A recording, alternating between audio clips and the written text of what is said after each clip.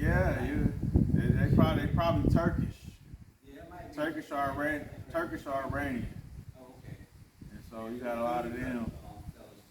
Yeah, so you got a lot of them here where we just divided, man. Just we need to figure this stuff out. We need to have a conversation on both sides to watch. You know, what's going on here, what's going on there, and have that conversation to come together. But right now, we so divided, man. It's like, even the people that come here, we like the 1% of the people, black people in America that comes here to Africa.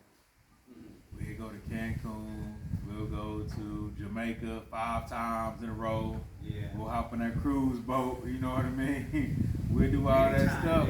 Yeah, but when it comes to Africa, man, it's like, it ain't, they'll go to the bar. They'll pass Africa to go to the bar. You know what I mean? It's like, what's the draw in Dubai where we don't want to come here. When you go there, you see how they treat, you see the glitz and glam of Dubai, but you don't really see the full Dubai. You know what I mean? How they treat their women, public affection you can't do. Women gotta have the Habibs on and stuff like that. So, why would you go to a repressive country? You know what I mean? As opposed to coming back here. You know what I mean?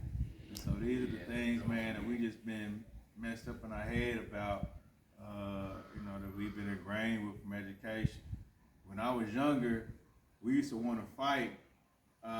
If you call somebody African, it was a term, African booty scratcher. Like when I was like in elementary school, 8 or 9 years old. So if somebody called you African, you'd be ready to fight somebody because you didn't want to be called African.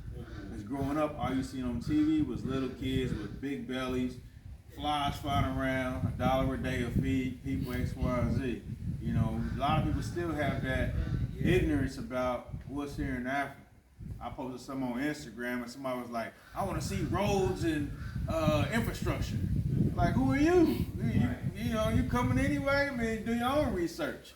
They thinking that I'm in the jungle somewhere. You know what I mean? There ain't no buildings. This is the ignorance that a lot of us have because we haven't educated ourselves and we relied on Western education to teach us about who we are, which failed us for hundreds of years.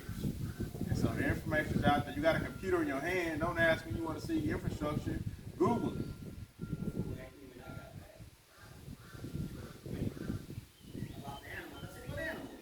Yeah.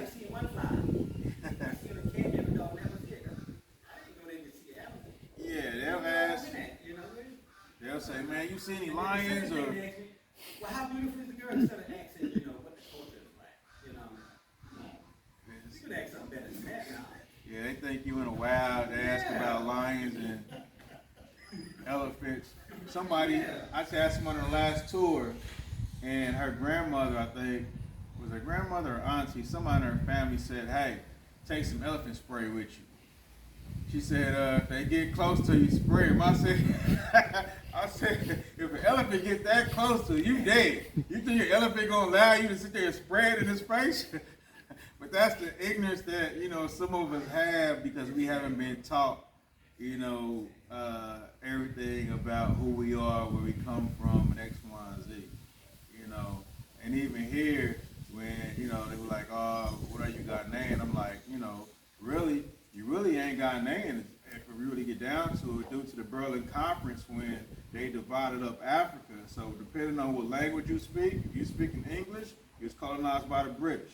If you speak French, you was colonized by the French. And so when you go in Africa and you see these different countries speaking these different languages, you can tell who they colonized by.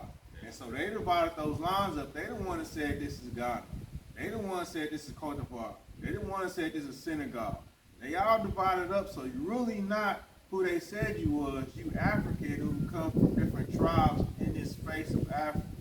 You know what I mean? And so, when you really want to go deep into it, you can get that deep into it. Most people don't seem to want to go back that far. And, they can label you, they can put you in a box. And that's why Africa's separated right now because, they put you in this box here and we allow those hands or the unforeseen hand to pull those strings to control everybody here. That's what the show I was talking about yesterday. Colonization that took place down there. Yeah, I mean, colonization runs deep. I mean, just like slavery still affects us today, You know how we act. You know what I mean? It's repercussions of that.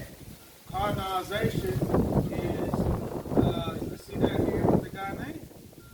How their mannerisms are, how they aim to please, how nice they are, because of the British and them being, serving to the British, you know what I mean? That's the kind of mannerism they develop, over time. And so you can see the colonization here, where, welcome please, everything is yes please, you know what I mean? Stuff like that.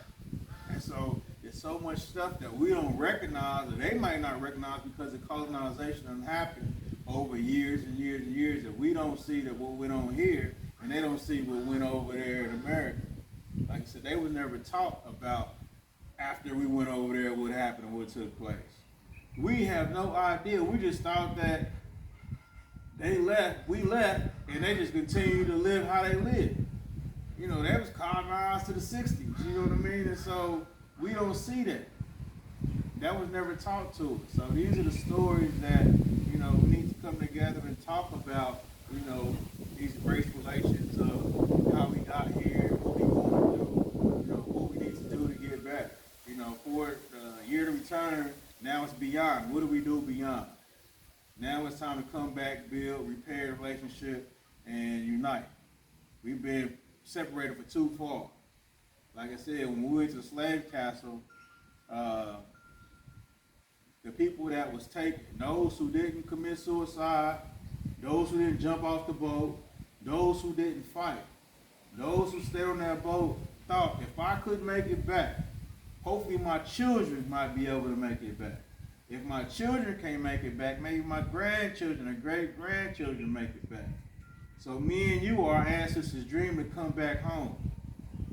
It took 400 years, but we back. And only a small percentage. You know what I mean? And so this was a thought when they seen the ocean for the first time, coming from the interior of Africa. Not knowing where I'm going, what is this large body of water, these waves crashing on the boat. Thinking, where am I going to this lost land? Who are these white people I ain't never seen before? Why are you doing these things to them? And we thinking that they sold us. They are us. Ain't no separation from him and me. He didn't sit there and say, I'm going to take this African who's going to be African American and send him over there to that. No, that ain't how it went. People need to understand the true story of how slavery went. Who was involved, and I mean, you have sellouts in the United States. They didn't know what was going to take place when they was, going through the slave trade. They didn't know that what they was going to do to us and do that over 400 years. And then, too, they didn't know that we fought for 150 years to resist slave trade in certain areas. When you look to Ashanti region, so when you go to Ashanti region, you say, them are proud people. Them are very proud people of Ghana, where they would walk with their shoulders up. They're Ashanti, you know what I mean? And they withstand slavery, and they fought against it for 100 years. And so we don't understand that part because it's not taught to us. We taught the negative portions of everything, to look down on everything and not see the greatness that we've done, and see the stuff that you go on here. So very so little in the books. You can't teach. Your enemy can't teach you your history. You know what I mean? We can't depend on them. A tiger never changes stripes. And so once we understand, a tiger gonna be a tiger. Whether it's 400 years ago or this 400 years now, stick your hand in that tiger's mouth and see if it's gonna bite you. Exactly. And so they say, don't never stick your hand full of barrel full of snakes trying to find a good one. There might be some garter snakes in there that don't bite. They might be cute, but stick your hand in a barrel full of snakes and see what happens. We don't ever learn our lesson.